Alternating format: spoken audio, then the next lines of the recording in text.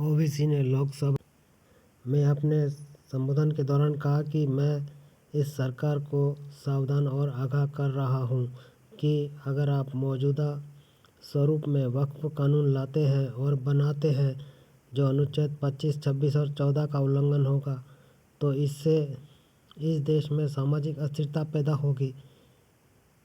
इसे पूरे मुस्लिम समुदाय ने खारिज कर दिया है। कोई भी वक्फ संपत्ति नहीं बचेगी, कुछ भी नहीं बचेगा।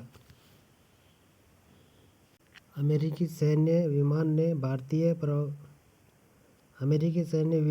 भारतीय प्रवासियों को उनके देश वापस भेजना शुरू कर दिया है। अमेरिकी राष्ट्रपति ने प्रधानमंत्री नरेंद्र मोदी को कॉल के बाद अवैध भारतीय प्रवासियों को वापस लेने की प्रतिबद्धता जताई। भारत और अमेरिका ने 18,000 अवैध भारतीय प्रवासियों की पहचान की है। अमेरिका में जारी H-1B वीज़ा धारकों में अधिकांश भारतीय नागरिक होते हैं। ट्रंप प्रशासन ने अवैध प्रवासियों के खिलाफ कड़ी नीति अपनाई, जिसके तहत 11 मिलियन प्रवासियों को निशाना बनाया गया। अमेरिकी सैन्य विमान ने 205 भारतीय प्रवासियों को वापस भेजने की प्रक्रिया शुरू की।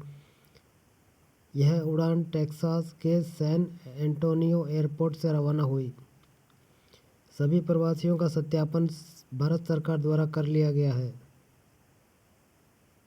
गृह मंत्री अमित शाह जम्मू कश्मीर में सुरक्षा के मुद्दे पर करेंगे अहम बैठक। गृह मंत्री अमित शाह आज जम्मू कश्मीर में सुरक्षा के मुद्दे पर एक महत्वपूर्ण बैठक करेंगे।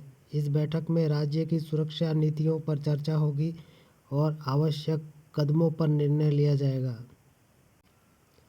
प्रधानमंत्री नरेंद्र मोदी आज मंगलवार शाम को 5 बजे लोकसभा में राष्ट्रपति के अभिभाषण पर चर्चा का जवाब देंगे। संसद के दोनों सदनों में राष्ट्रपति के अभिभाषण पर धन्यवाद प्रस्ताव पर चर्चा आज मंगलवार को भी जारी रहेगी। संसद के दोनों सदनों में चर्चा आज भी जारी रहेगी।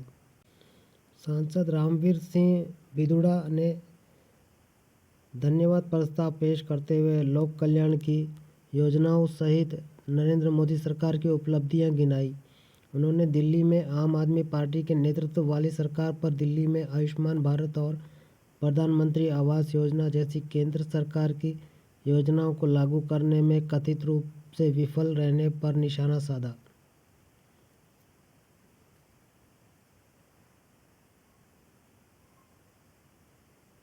राजस्थान को मिलेगी 2 वंदे मातरम ट्रेनें। राजस्थान को जल्दी 2 वंदे मातरम ट्रेनों की सौगात मिलने वाली है। यह ट्रेनें राज्य के विभिन्न हिस्सों को जोड़ेगी और यात्रियों को तेज और आरामदायक यात्रा का अनुभव प्रदान करेगी। अफ्रीकी टीम हेलीकॉप्टर से जुटाएगी चीतों का खाना। अफ्रीकी टीम हेलीकॉप्टर का उपयोग करके चीतों के लिए खाना जुटाएगी। यह कदम चीतों के संरक्षण और उनके प्राकृतिक आवास में उनके रहने की सुविधा को बढ़ावा देने के लिए उठाया गया है। शनिवार को केंद्रीय वित्त मंत्री निर्मला सीतारमण ने संसद में अपना 8वां बजट पेश किया, जिसमें 2025-26 का आम बजट पेश किया गया। इस बजट में शिक्षा, स्वास्थ्य, रोजगार और देश के विकास के महत्वपूर्ण योगदान देने वाले क्षेत्रों पर विशेष ध्यान दिया गया। किसानों के हित में एक बड़ा ऐलान किया गया है।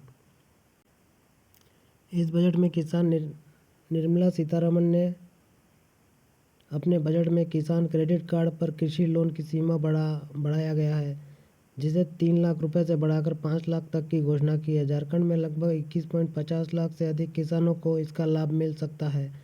प्रधानमंत्री किसान सम्मान योजना पीएम किसान सम्मान की योजना तो 21 लाख से अधिक किसान इस योजना से जुड़े हैं। ट्रंप ने कनाडा और मेक्सिको पर टैरिफ लगाने पर रोक लगाई, चीन पर नहीं। अमेरिकी राष्ट्रपति डोनाल्ड ट्रंप ने कनाडा और मेक्सिको पर टैरिफ लगाने पर रोक लगा दी है, लेकिन चीन पर टैरिफ जारी रखने का फैसला लिया है। यह फैसला अमेरिकी अर्थव्यवस्था और व्यापारिक संबंधों को प्रभावित कर सकता है। DR कॉन्गो में विद्रोहियों ने गामा शहर पर कब्जा किया, 700 से अधिक लोग मारे गए।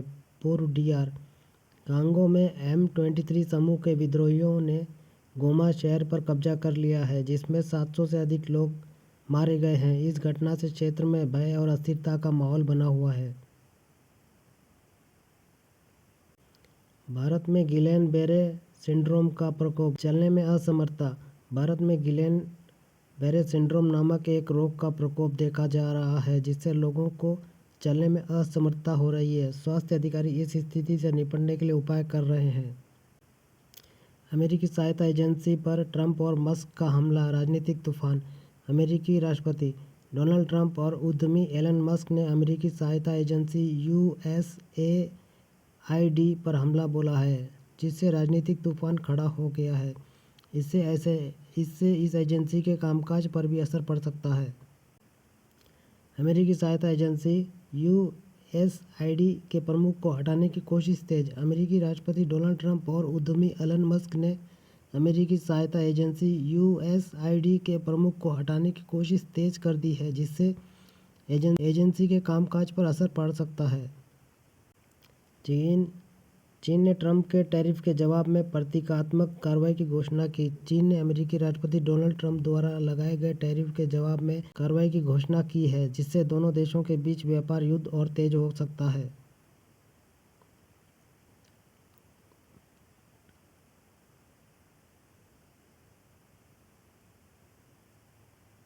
दिल्ली चुनाव 2025, अरविंद केजरीवाल ने दावा किया कि आम आदमी पार्टी 55 सीटें जीतेगी। दिल्ली विधानसभा की 70 सीटों पर कल मतदान होगा, जिसमें 19% प्रत्याशी दागी हैं और 5 की संपत्ति 100 करोड़ रुपयों से अधिक है।